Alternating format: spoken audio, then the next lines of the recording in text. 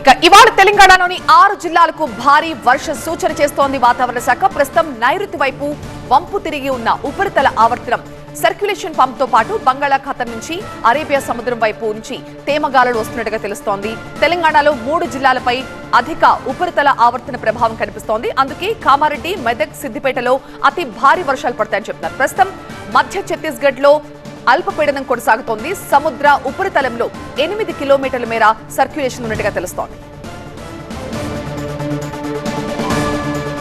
ఈ అల్పపీడన ప్రభావంతో ఉన్న సర్క్యులేషన్ వల్ల మనకి బంగాళాఖాతం నుంచి వస్తున్నటువంటి తేమగాళ్ళు ఇటు అరేబియన్ సముద్రం నుంచి వచ్చిన తేమగాళ్ళు ఈ రెండు కూడా తెలంగాణ మీద కాన్ఫ్లుయెన్స్ అంట. తెలంగాణ మీద రెండు ఏకీకృతమయ్యి సడన్గా ఒక 24-48 గంటల్లో మనకి 60 సెంటీమీటర్ల వరకు కామారెడ్డి ప్రాంతంలో వర్షపాతం పడటం జరిగింది. ముఖ్యంగా ఈ అప్పర్ ఎయిర్లోకి పోయేటప్పటికి దీని ప్రభావం మనకి సముద్ర మట్టం నుంచి 7-8 కిలోమీటర్ల వరకు దాని సర్క్యులేషన్ ఉంది.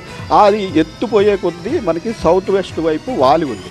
ఈ వాలు ఉండడం వల్ల ఏమవుతుందంటే అది తెలంగాణ భూభాగం మీద ఇంచుమించుగా ఆ ప్రాంతంలో కాన్సన్ట్రేట్ అవడం వల్ల కాన్ఫ్లుయెన్స్ ఎక్కువగా కామారెడ్డి, మెదక్, సిద్దిపేట ఈ ప్రాంతంలో ఎక్కువగా అవడం వల్ల ఆ ప్రాంతం అంతా కూడా కామారెడ్డిలో అత్యధికంగా 60 సెంటీమీటర్లు, సిద్దిపేటలో 20 సెంటీమీటర్ల పైగా, అలాగే మెదక్లో కూడా 30 సెంటీమీటర్ల వరకు కూడా మనకి వర్షపాతం నమోదైంది.